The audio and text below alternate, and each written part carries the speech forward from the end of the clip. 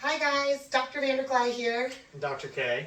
So today we're going to do kind of like a conversation style video about maintenance care and why we think that's important. So Dr. K, why would you say maintenance care is important for patients? And what is maintenance care? Because a lot of people don't know what that is.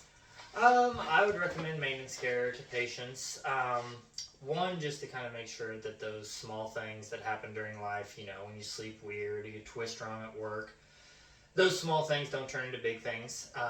Sometimes you can let things fester and just kind of build up. And if you're getting chiropractic care monthly or bi-weekly, that can just help lower the risk of that going into something and progressing further. Another thing with maintenance care is as we age, if we don't stay up with our mobility, we start to lose some of that mobility in the spine. So just making sure that those joints are moving the way that they should be, keeping them lubed up. And movement is, if you don't use it, you lose it. So the more you can get those joints moving, the earlier, more often, the better that you're going to be in the long run. Yeah, I completely agree. I think so. Like, an analogy I use a lot of times with patients is putting WD-40 on a rusty door hinge and having to, like, you squirt it on the rusty door hinge, but then you have to open and close the door a few times to get it going again. Our goal with active care is to get as much mobility out of your joints as possible. And then with maintenance care, it's keeping that mobility, right? Like, I had a dad at Silas's football practice the other night go, oh, well, I heard that once you go to the chiropractor, you always have to go back. Have you heard that before? Yeah. And I love when people say that, because my response to that is always the same, and it's always, well, do you say the same thing about the dentist? Like, you go to the dentist once you go to the dentist, you always have to go back. Well, of course you do. You're always going to have teeth. You're always going to have a spine, and you're always going to go to work and continue to, do things on a day-to-day basis that tend to aggravate your back. I mean, whether that be a long day at work or accidentally falling asleep on the couch, like, our job is to make sure that you stay moving, and that when you hit retirement or 60, 70, 80, 90 years of age, that your joints are still moving the way they're supposed to. And that, okay, let's be honest, I'm a millennial, or you're a millennial, right? Or are you Gen Z? Retirement may not be a thing for us. Hopefully it is. But when we hit retirement, we would like to be able to enjoy it and not be bedridden or, sitting in a recliner 24 hours a day just wasting away. The goal is that once we hit that, the golden years, is that we can actually enjoy it, and we're not stuck and in so much pain. Yeah. Yeah. And I think a lot of people kind of accept, when you get older, you're just going to lose that mobility. Obviously, with age, there's going to be some deterioration. That's just natural wear and tear. But to be more proactive than reactive and just staying on top of it, I think you can get better quality out of your later years. If you're living to be 90, but you can't move once you're 75, then really what's the point? What's the point? Yeah, like, years, so. Why would you want to live to 100 if the last 20 years of your life is miserable? Yeah. Yeah. So the goal is to get you there and you actually be able to enjoy those years. Whether that's traveling the world or hanging out with your grandkids and being able to pick them up and things like that. And I think the importance of maintenance care at an early age is understated. So, like, when you're a teenager, you're invincible. So, like, football players, basketball players, BMXers, like, teenagers heal so freaking quickly. Like, it's crazy how quickly, we'll get people in their 50s and they'll be like, yeah, I sprained my ankle. How long do you think that's going to take? And I'm like, to heal. And I'm like, well, if you were 16, probably like 4 weeks. Yeah. But since you're 50, it's going to take easily 6 to 8 weeks, if not longer. And that ankle is never going to be 100% again. It's kind of, there's some lifelong trauma there. So, with teenagers, getting ahead of the problem and not waiting until they're in their 40s to realize that all the stuff they did when they were a teenager is coming back and biting them in the butt is so stinking important.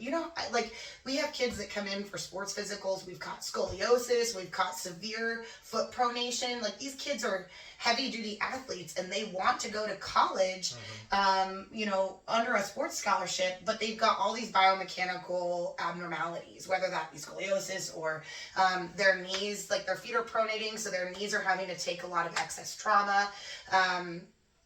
Things like that. I mean, we can help prevent those things so that they are able to actually go and do the things that they want to be able to do. Yeah, and I think it all adds up, if you have low back pain, it could obviously be coming from the foot, the ankle, the knee. It's all a domino effect, and once you have a problem somewhere, that's going to affect another area if you don't get that treated and get it taken care of. But if you don't come in and see, get the help that you need, then you're always going to be wondering, or you could be chasing pain. You could be stretching your low back. You could stretch it every day and your low back pain is just not getting any better and you're just not getting to the root cause of the problem.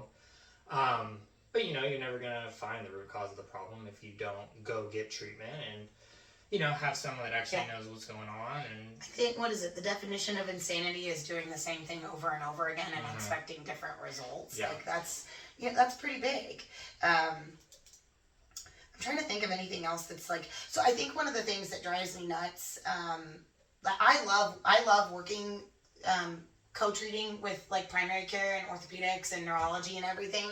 But one thing that really drives me crazy is that our society is based off of like a pain model, like chasing pain and not the root cause of the problem. Yeah. So like, I can't tell you how many times people have come in and been like, oh yeah, I've had 3 knee surgeries. And I'm like, okay, well, has anybody checked out your feet?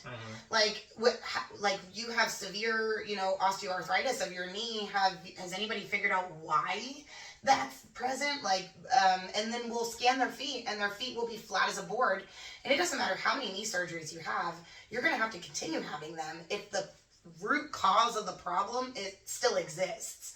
And so, I mean, that grinds my gears when the orthopedic surgeon is like, well, we'll just do knee surgery, but we're not actually trying to figure out why their knees keep getting so bad. Yeah.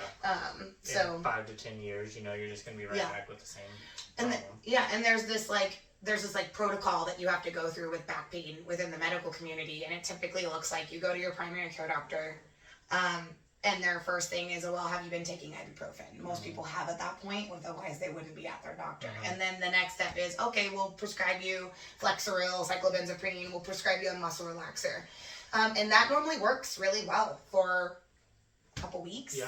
And then all of a sudden, it comes right back. And every time it comes back, it gets a little bit stronger, a little bit worse, and it lasts a little bit longer.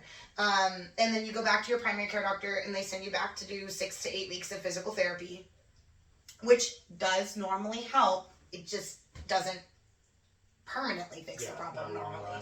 And then you'll go back to your primary care doctor and they'll say, okay, well, let's do x-rays. Sometimes they'll do x-rays before that.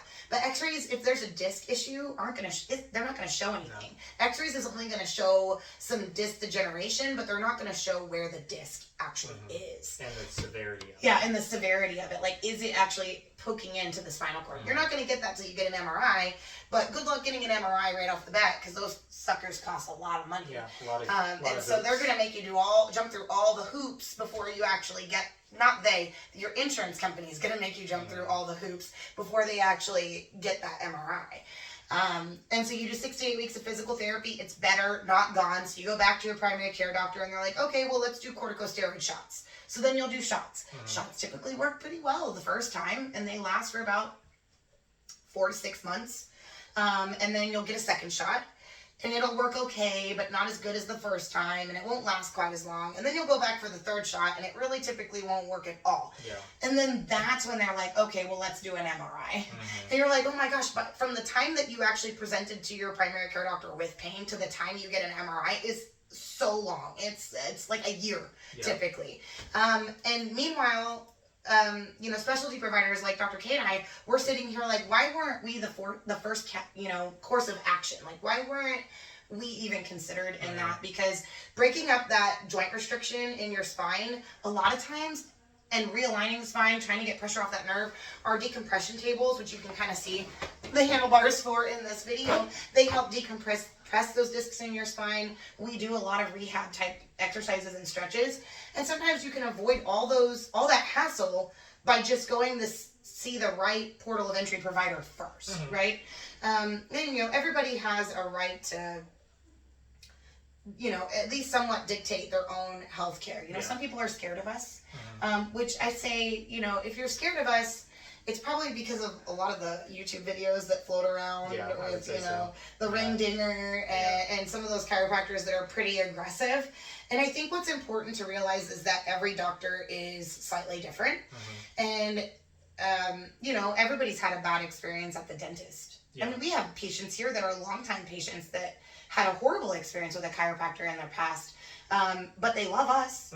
It's just, sometimes you like your doctor and sometimes you don't, and you just have to keep searching around until you find one you like.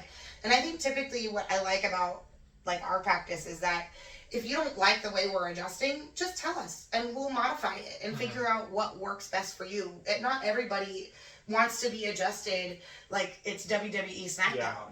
Not everybody wants to be adjusted with activator. It's very preferential. I have a specific way I like to get adjusted, and anything else is, I don't want it. So yeah, and I think that that's a good thing about maintenance care as well, because like you said, if you don't like a way you're getting adjusted, or if we're not seeing results, we can always switch things up. But by the time you get to maintenance care, usually we found what's been working for you. Right, it's kind of trial and error. So once you come in for your maintenance care, we're like, okay, you usually have a restriction here, you respond well to this adjustment, and after that you're feeling better. So once you get into maintenance care, we kind of know, you're more comfortable with us, we're more comfortable with you. It really is kind of that feeling out period. Yeah. And that takes a period of active care initially to kind of gauge and figure out, some people like their neck adjusted sitting, some people like it laying down, some people prefer activator. It's very a personal experience, right? So that's the nice part about once you hit maintenance care is you already know what you like and what you don't like. Well, let us know if you guys have any questions. Tell us what you like about your chiropractor or what you don't like about your chiropractor. Or if you've been to a chiropractor before and you just, hated the experience or you loved the experience. Tell us your experience with chiropractic because we love to learn and grow. And we can't do that unless we talk. So if you ever have any questions or you want to come in for our consults are always free. Our phone number is 816-625-1598. And you can also text that number as well, or you can message us on Facebook, TikTok, Instagram. We're on it all. And with that, I think we'll say goodbye for today.